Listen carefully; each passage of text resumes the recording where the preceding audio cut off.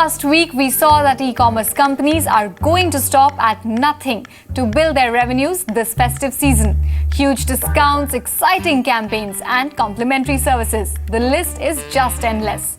I spoke to Narayan Devant from Dentsu and Devanshu Datta of Third Eyesight about how festive retail marketing has evolved in the last couple of years. Take a look. So the e-commerce companies are spending money on advertising like there's no tomorrow. As much as 250 crores these companies are spending this festive season. So if I have to tell you to trace how the advertising has changed from maybe 1 or 2 years back to now, how would you say it has changed? So in fact, that's a thing I've been wondering about, especially in this last quarter of this year, especially how things have evolved. And I would probably say there's only one brand among the big e-commerce players that's consistently doing something, but actually what they're doing from the outside perspective seems like they're inconsistent, and I'm talking about Amazon specifically over here.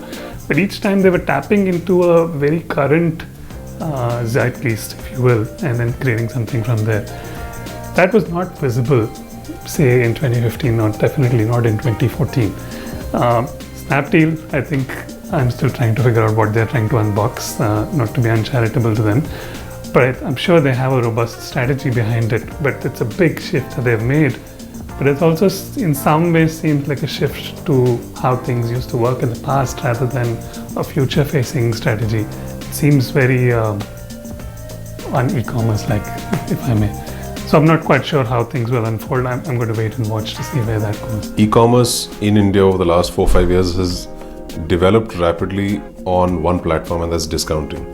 And most of the messaging in the early years and I would say still is still around deals, around finding great deals and things like that, which have dropped out of the race, which have died, which have got merged into the larger giants because they just couldn't keep up. They didn't have money to spend on advertising discounts, advertising the fact that they were giving away money.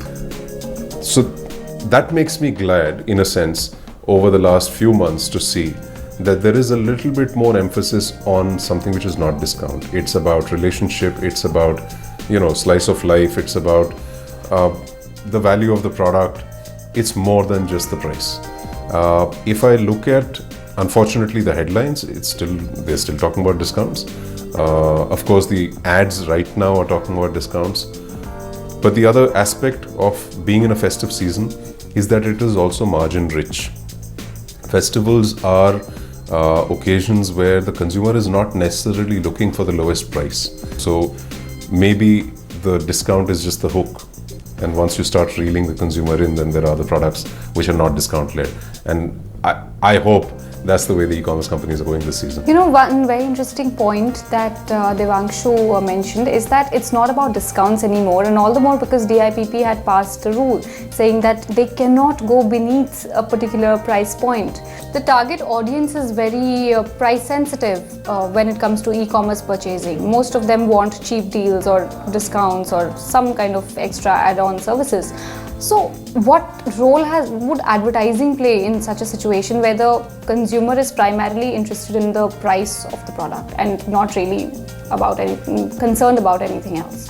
It's not so true anymore that this person is only a price-sensitive consumer anymore. The concept of value for money itself has seen a shift, where value for money just used to mean the cheapest or the least expensive and most affordable kind of thing. To take an example from the old world and from a different market altogether, if you look at the big box retailers of the US, Walmart versus a Target, right? Walmart for years has been saying pay less every day. And Target's messaging has been different, even though their pricing strategy, the business strategy has not been different. They've realized people are seeking higher aspirations, and design can be that elevator of a parity product, and giving you the same product at the same price but with higher aesthetic appeal has been the differentiator for them. And I think that's one indicator, now coming back to India, of the everyday consumer now seeking something higher beyond just affordability, beyond just the money aspect of it. And therefore that's another reason why the business has to move away from just discounting, because the race to a higher GMV is a race to the bottom. It's not going to grow the business, even if you're going to grow the top line, as he said.